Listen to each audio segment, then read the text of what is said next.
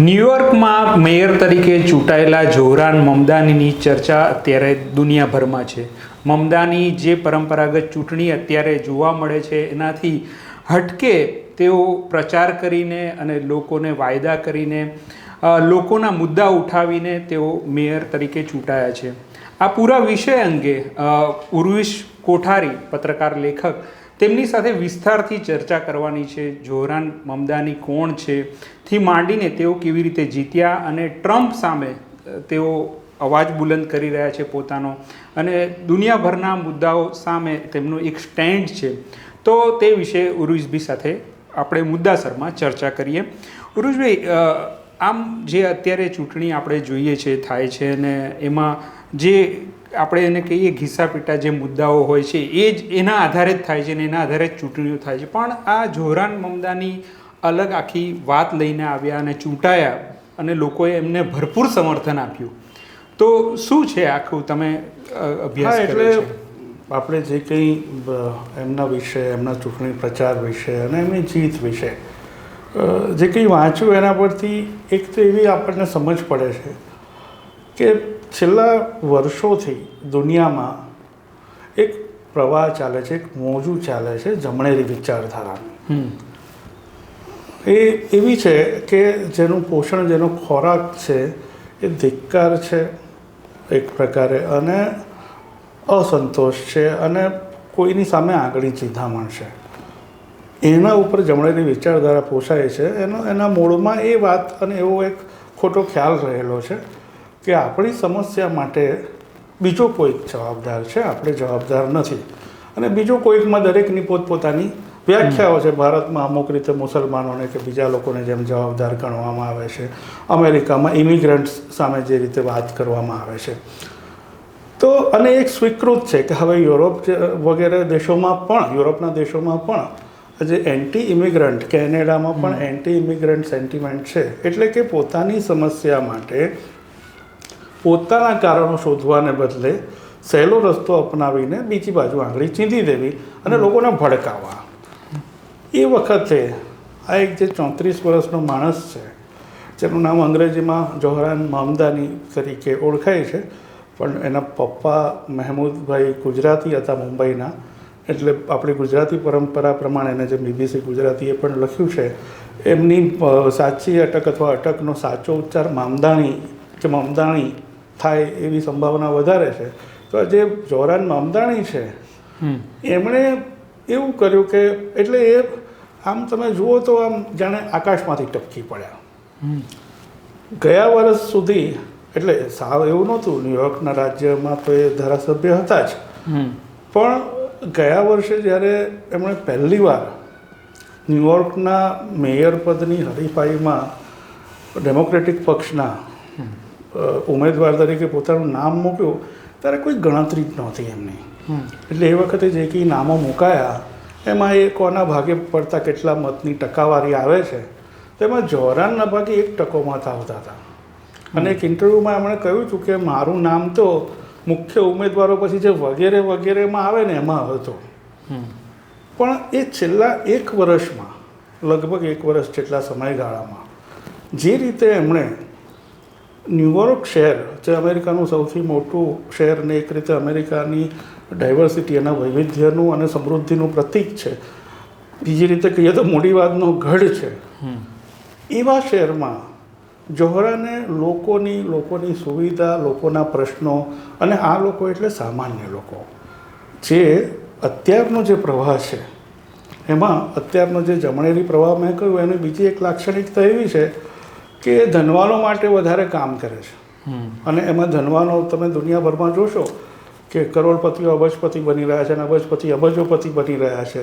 એની સામે ઝોહરાન મમદાની ભલે એક શહેરના મેયર તરીકે, પણ એમણે એવી વાત પકડી કે ભાઈ સામાન્ય માણસની શું તકલીફો છે, આ શહેરમાં રહેવામાં એના સામાન્ય લોકોને ક્યાં ક્યાં કેવી કેવી મુશ્કેલી પડે છે, અને એ મુદ્દે એમણે શહેરના લોકોને જોડ્યા.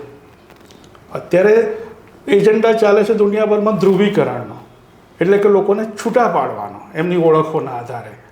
મમદાણીએ એમની ઓળખોના આધારે એમને છૂટા પાડવાને બદલે જુદી જુદી ઓળખવાળા લોકોને એમની સમસ્યાઓના આધારે જોડ્યા.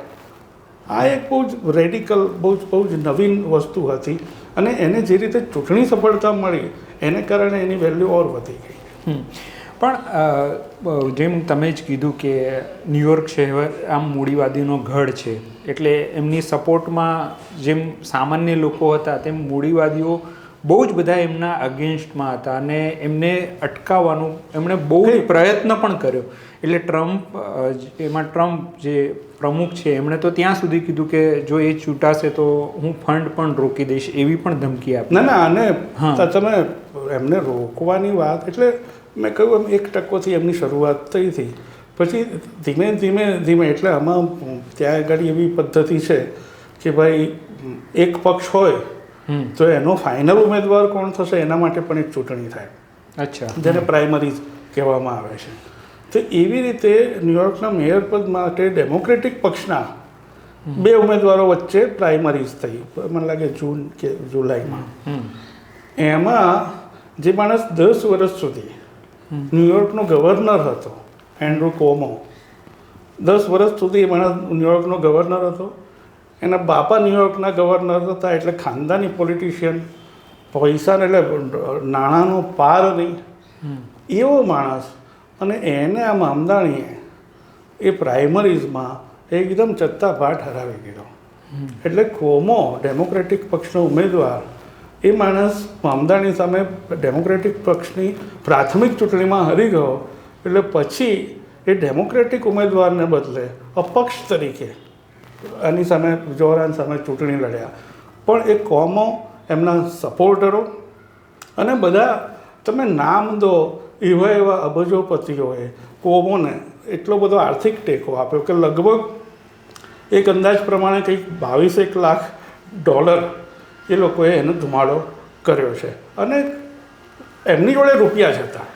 બીજી બાજુ જોહરાને એવું કર્યું કે ભાઈ મોટા લોકો જોડેથી અઢળક ભંડોળ લેવાને બદલે જે લોકોની સમસ્યાઓની એ વાત કરે છે એ લોકો પાસેથી નાની રકમો ઉઘરાઈને પોતાનો જે પ્રચાર ઝુંબેશ હતી એને મજબૂત બનાવી, એને વેગ આપ્યો અને છેવટે એ જીતી.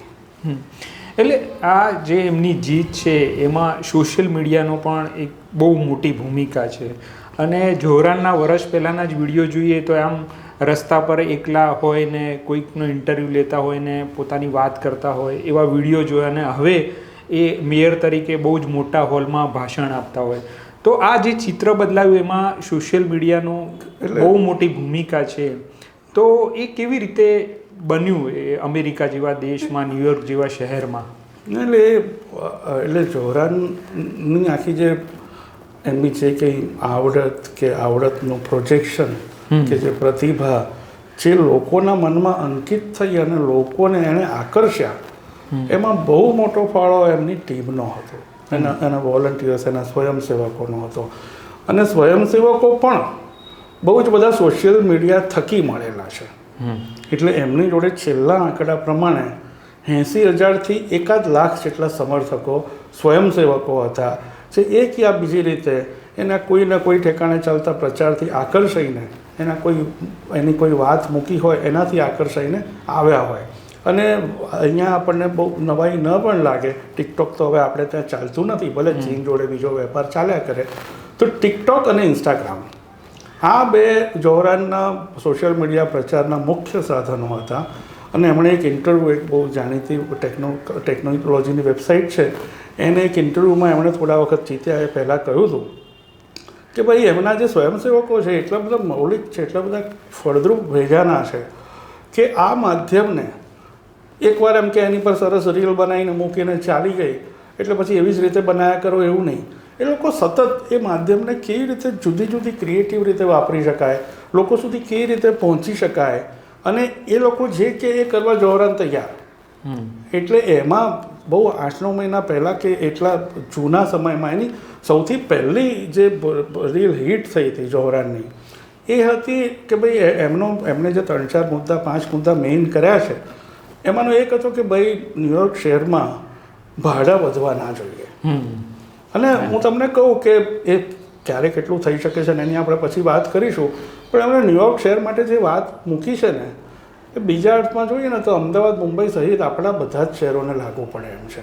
તો એમણે એવું કીધું કે ભાઈ આ શહેરમાં એને એફોર્ડેબલ, એમનો જે ખાસ શબ્દ એફોર્ડેબિલિટી, તો કે આ શહેરમાં રહેવાય સુખેથી, સામાન્ય માણસ રહે એના માટે ભાડા ફ્રીઝ કરી દેવા જોઈએ, ભાડા વધવા નહીં જોઈએ. તો આ ફ્રીઝ કરવાવાળી વાતને એમની ટીમે એવી રીતે પકડી કે એને ત્યાં આગળ એટલાન્ટિક મહાસાગરમાં અતિશય ઠંડા પાણીમાં એ માણસ આવ્યો આમ કે હું ભાડા આમ કે આમ ફ્રીઝ, અને પછી ફ્રીઝ વોટ, તો કે ફ્રીઝ ધ રેન્ટ્સ એમ કરીને સૂટ બૂટ પહેરેલો માણસ પેલા ઠંડાગાર પાણીમાં ચાલી ગયો અને ડૂબકું મારીને પાછો પલળેલો આવી અને પછી ભાડાની પોલિસી વિશે વાત કરવા માંડ્યો. તો આ વિડીયો એટલી બધી હિટ થઈ. તો આવી બધી કંઈક બધી મુદ્દા આધારિત વિડીયોથી માંડીને કંઈક એ જ્યાં પણ ટેક્સી ડ્રાઈવરોના યુનિયનમાં જાય ને આંટીઓ જોડે ડાન્સ કરે ને, હિન્દી એને બહુ સારું આવડે છે. તો તમે એની જે મેયર તરીકેની એક્સેપ્ટન્સ સ્પીચ હતી એમાં એક તો જવાહરલાલ નહેરુને એમણે બહુ સુંદર રીતે કોટ કર્યા અને છેલ્લે પાછી પેલું ધૂમ મચા દે ધૂમ બી વગાડ્યું. તો એ ક્યાંય પણ હોય બધાને મળે અને સામાન્ય માણસો પણ. એટલે એને બીજી એક વાત એ બી હતી કે ભાઈ પોલિટિશિયનો હોદ્દેદાર થયા પછી લોકોથી કટ ઓફ થઈ જાય છે, દૂર થઈ જાય છે. તો આ બધી વસ્તુઓને લઈને એમની સોશિયલ મીડિયા ટીમે એક સતત જે કેમ્પેઇનની જમાવટ કરી એને લીધે છેવટે એવું થયું કે એ આખું સ્નોબોલ કે કેમ્પેઇનને લીધે સ્વયંસેવકો આવે, સ્વયંસેવકોને લીધે નવા કેમ્પેઇન આવે, એમ કરીને આખું એક જબરદસ્ત ઊભું થયો પ્રચાર. એટલે એમણે જે એક સ્પીચ છે એમાં એમણે કીધું છે કે આ નાગરિકોને જીત્યા પછી કે આ શહેર તમારું છે ને આ લોકશાહી પણ તમારી છે. સામાન્ય રીતે આપણા ત્યાં પણ અત્યારે બિહારની ચૂંટણી હોય કે અહીંયા અમદાવાદ કોર્પોરેશનની જે આવનારી ચૂંટણી છે એમાં મોટાભાગે જે નેતાઓ આવે છે એ એવું લાગે કે કેન્દ્રના જ નેતાઓ આવે અને એમના જ નામે વોટ મંગાય. પણ જોહરાને પોતાની ત્યાં જે છબી ઊભી કરી લોકલ લેવલ પર કે ભાઈ હું તમારો માણસ છું, તો એ થવામાં મુશ્કેલી ક્યાં આવે છે? લોકો નથી સમજતા કે આવી કોઈ રાજકીય નેતા પહેલ નથી કરતો? આપણે ત્યાં તમે 20-25 વર્ષ પહેલાં અને નામ પાડીને કહું તો નરેન્દ્ર મોદીનું એક ચક્રી એક હથ્થું શાસન શરૂ થયું તે પહેલાં તમે જુઓ તો સ્થાનિક ચૂંટણીઓ સ્થાનિક મુદ્દા પર સ્થાનિક આગેવાનોના જોરે લડાતી હતી એકંદરે. સાવ શરૂઆતમાં કોંગ્રેસનો બી આવો એક હથ્થો હતો, પણ પછી ધીમે ધીમે સ્થાનિક તાકાતો, સ્થાનિક પરિબળો ઊભા થયા. તો ભાઈ મારે મારા ગામમાં મત આપવો છે અને મારા ગામના કોઈને ચૂંટવો છે તો એમાં હું કમળ કે પંજા પર શું કરવા સિક્કો મારો? મારા એરિયામાં રહેતા છગનભાઈ કરતાં મગનભાઈ સારો છે કે છગનબેન કરતાં મગનબેન સારા છે એ વિચારીને મારે મત આપવાનો હોય ને. એટલે એ પ્રથા પણ હવે તો પેલી નાબૂદ થઈ ગઈ છે. અમેરિકામાં સાવ નાબૂદ નથી થઈ.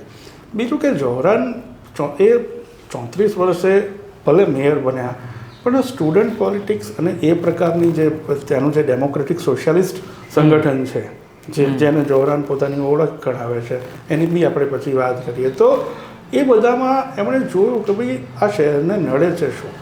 અને આપણે આગળ વાત કરીએ એમ બે રસ્તા હોય છે, એક ધિક્કાર ને ધ્રુવીકરણ, બીજું લોકોના મુદ્દા. હવે આ લોકોના મુદ્દાની વાતમાં આપણે થોડુંક ભલે શહેર સ્તરનું નહીં પણ રાજ્ય સ્તરનો એક દાખલો લઈએ.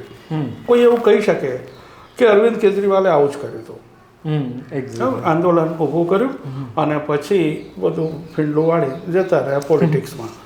તો પોલિટિક્સમાં જવામાં કશું ખોટું નથી, પણ તમે કયા મુદ્દા લઈને આંદોલન ઊભું કરો છો? કેજરીવાલે જે મુદ્દો લીધો એ હતો ભ્રષ્ટાચારનો. એટલો બધો ચ્યુઇંગમ જેવો મુદ્દો છે કે ચગડ્યા જ કરો, બહુ મજા આવે અને પછી સમજાય કે આમાં કશું થવાનું જ નથી. કારણ કે ભ્રષ્ટાચાર એ છે ને પેલું ભય, ભૂખ વગેરે જે માણસની મૂળભૂત વૃત્તિઓ છે ને એવી એક વૃત્તિ છે. એટલે એને કાઢવાનો, અંકુશમાં રાખવાનો પ્રયત્ન કરવાનો, પણ કોઈ આવીને એવું કહે કે ભ્રષ્ટાચાર નાબૂદ કરી દઉં તો ચેતી જવાનું. એટલે કેજરીવાલ વખતે જે લોકો નહોતા ચેત્યા એ પછી ચેત્યા.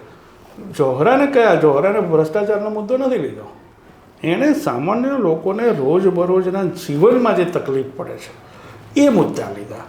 અને એમાં પછી કે ભાઈ અત્યારે સૌથી મોટું તમે વિરોધાભાસ વિચારો કે અત્યારે અમેરિકાના ઇતિહાસનું સૌથી મોટું શટડાઉન ચાલી રહ્યું છે. એટલે કે બજેટમાં જે ખર્ચ કરવાનો હોય એ સંસદે મંજૂર કરવો પડે અને એમાં વિરોધ પક્ષ અને સત્તાધારી પક્ષની સંમતિ જોઈએ, એ નથી થઈ રહી. એટલે અમેરિકામાં કંઈ 35-40 દિવસ થઈ ગયા અમેરિકામાં સરકારી કર્મચારીઓથી માંડીને કેટલા બધા લોકોના હજી પગાર નથી થયા. એના એ તકરારના પાયામાં શું છે? હેલ્થ કેર અને હેલ્થ ઇન્સ્યોરન્સનું પ્રીમિયમ ઓછું કરવાનો કે સબસિડાઇઝ કરવાનો મુદ્દો. તો હેલ્થના મુદ્દે, આરોગ્યના ખર્ચના મુદ્દે અમેરિકામાં એના ઇતિહાસનું સૌથી લાંબુ શટડાઉન ચાલે છે. ત્યારે આ માણસ ન્યુયોર્કનો મેયર તરીકે જીતે છે, એના ઘણા વચનો છે, એમાંનું એક વચન ફ્રી ચાઇલ્ડ કેરનું છે કે ભાઈ અમુકથી અમુક ઉંમર સુધીના બાળકો છે એને મફત મુસાફરી, રેશનની એટલે કરિયાણાની દુકાનો સરકાર ચલાવે. એટલે એ જ્યારે એવું કહે છે કે હું ડેમોક્રેટિક સોશિયલિસ્ટ છું, ત્યારે બધાને ફાવતું જાય. આપણે અહીંયા ગુજરાતથી માંડીને અમેરિકા સુધી બધે કોઈને બી અક્કલ વગર કોઈ બી સર્ટિફિકેટ આપી દેવું હોય, કોઈ બી વંચિતોની, ગરીબોની વાત કરે એટલે કે આ તો ડાબેરી છે. ભાઈ ચવણેરી ના હોય એ બધા ડાબેરી ના થઈ જાય, એમાં કશુંક વચ્ચે હોય છે. એટલે જવાહરાને એ વચ્ચેની જગ્યા ઊભી કરી કે જેમાં ડાબેરી તરફી આત્યંતિકતા પણ નથી, પણ એ ડેમોક્રેટિક સોશિયાલિસ્ટની મૂળ ખ્યાલ એવો છે, એ શબ્દોની વ્યાખ્યા અનેક થઈ શકે. મૂળ ખ્યાલ એવો છે કે ભાઈ વંચિતો, ગરીબો, જે લોકોને મુશ્કેલી પડે છે જીવનમાં, એમનું ધ્યાન રાખવાની સરકારની જવાબદારી છે અને સરકાર એમાંથી હાથ ઊંચા ના કરી શકે. સરકાર થોડા માલેતુજારો માટે ચાલતી નથી. તો એ માણસ એણે જે મુદ્દા કરે આવા સામાન્ય માણસોના મુદ્દા કરીને જીત્યો છે. એટલે આનો અર્થ એવો થયો કે ટ્રમ્પની જે નારાજગી છે આ સામાન્ય મુદ્દા ઉઠાવ્યા અને જે લોકપ્રિયતા વધી એક સોશિયલિસ્ટ તરીકેની આ મૂડીવાદી દેશમાં, તો મને લાગે છે કે એ જ નારાજગી છે કે એના સિવાય પણ જે એટલે ટ્રમ્પને તો એવું છે કે ટ્રમ્પને નારાજ થવા માટે કોઈ કારણની જરૂર જ હોતી નથી. એ તો એકદમ આત્મનિર્ભર છે નારાજ થવાની બાબતમાં. પણ આવો એક માણસ આવે અને તમે વિચાર કરો કિરણ કે આની સામે હરીફ ઉમેદવાર કોણ છે જોહરાન સામે? તો કે એન્ડ્રુ કોમો. કોમો કોણ છે? તો કે ડેમોક્રેટિક પક્ષનો માણસ, પ્રાઇમરીમાં હારી ગયો એટલે અપક્ષ તરીકે ઊભો છે, પણ મૂળ ડેમોક્રેટિક પોલિટિશિયન જે 10 વર્ષ ગવર્નર રહ્યો અને પછી સેક્સ્યુઅલ હેરેસમેન્ટ, જાતીય સતામણીના આરોપોને લીધે એને કાઢી મૂકવો પડ્યો. એ માણસને જે વિરોધ પક્ષનો અને બદનામ માણસ છે, જોહરાન ના જીતે એના માટે છેલ્લે ટ્રમ્પે એવી અપીલ કરી કે હું આને વોટ આપો, કોમોને વોટ આપો, પણ જોહરાનને ના આપતા. અને જાતીય સત્તામણીવાળામાં તો ટ્રમ્પને કંઈ નડે જ નહીં, કારણ કે બધા એક જ નાવમાં સવાર છે. અચ્છા, ટ્રમ્પના પક્ષ, રિપબ્લિકન પક્ષનો માણસ પણ હતો કર્ટિસ સિલ્વા કરીને, એ 3જા ક્રમે. ટ્રમ્પે એવું ના કીધું કે, અને ઉલટાનું મસ્ક છે એ બી પાછું આ જ મંડળમાં છે, એણે એવું કીધું કે આ પેલા કર્ટિસને વોટ આપશો ને તો એ તો કે છેવટે જોહરાનને જ આપ્યો ગણાશે, કારણ કે વોટ તૂટશે. એટલે કે કર્ટિસને ના આપો, કોમોને આપો, આવું ભાઈડાએ ટ્વિટર પર લખ્યું. અને રિઝલ્ટ આવ્યું ત્યારે ખબર પડી કે જોહરાનના મત કર્ટિસ અને કોમો બેના મતના સરવાળા કરતાં વધારે હતા. અને 1969 પછી પહેલીવાર કોઈને મેયરની ચૂંટણીમાં આટલા બધા મત મળ્યા. એટલે સ્વાભાવિક છે, જોહરાન મમદાની એ તો પોલિટિકલ લીડર જ છે, એમના નામે પણ વિવાદ છે. એટલે એ જે કંઈ બોલી રહ્યા છે, કેટલાક એમના જે સ્ટેટમેન્ટ છે એમાં કેટલાકને વાંધોય છે. તો એ જે ઇઝરાયલનું એમનું સ્ટેન્ડ છે, અને એ નેતન્યાહુ જે ઇઝરાયલના રાષ્ટ્રપતિ છે, એમને તો એમણે કીધું કે ન્યુયોર્ક આવશે તો હું એમની ધરપકડ કરીશ, ત્યાં સુધી વાત કરી. હવે તો આ પોલિટિક્સને કેવી રીતે સમજવું જોઈએ ત્યાં? આ ગોટાળો એવો જબરો છે કે એક બાજુ જોહરાન મમદાની જીતે, ડેમોક્રેટિક સોશિયલિસ્ટ માણસ, એટલે લિબરલોએ રાજી થવું જોઈએ. પણ મેં કીધું ને કે આ બધા શબ્દો હવે લપટા પડી ગયા છે, એનો કોઈ એક અર્થ નથી. જેમ ડેમોક્રેટિક સોશિયલિસ્ટ એમ લિબરલ.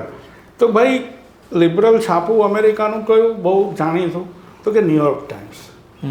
ન્યુયોર્ક ટાઈમ્સ જોહરાનની વિરુદ્ધમાં પ્રચાર કરે અને છેવટે એમ કે કોમોને મત આપો.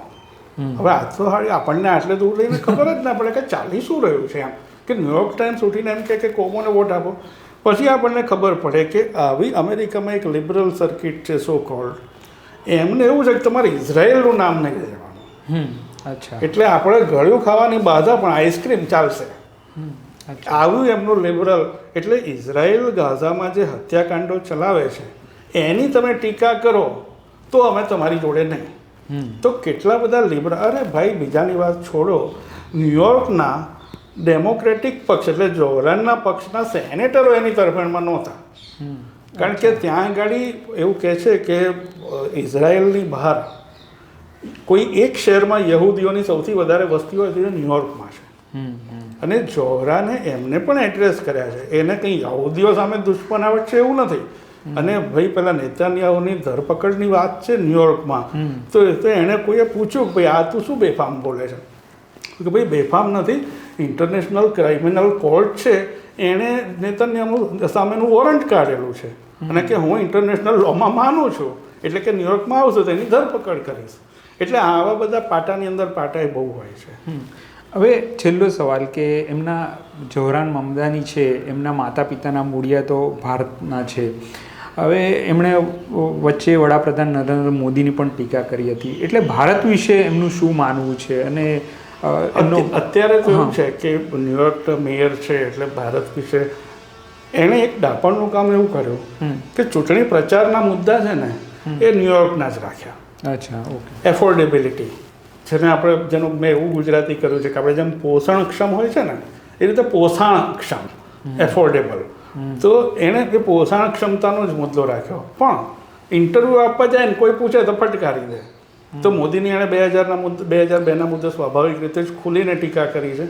એના પપ્પા મેં કીધું એમ મહેમૂદ મમદાણી એ મુંબઈના ગુજરાતી પરિવારના, એના મા મીરા નાયર એ મૂળ તો પારિવારિક અટક નૈયર હતી, એટલે મૂળ એ પંજાબી, એટલે ગુજરાતી અને પંજાબી, એટલે ગુજરાતી પિતા અને પંજાબી માતાનો યુગાન્ડા કંપાલામાં જન્મેલો છોકરો એ અમેરિકાનો મેયર બને.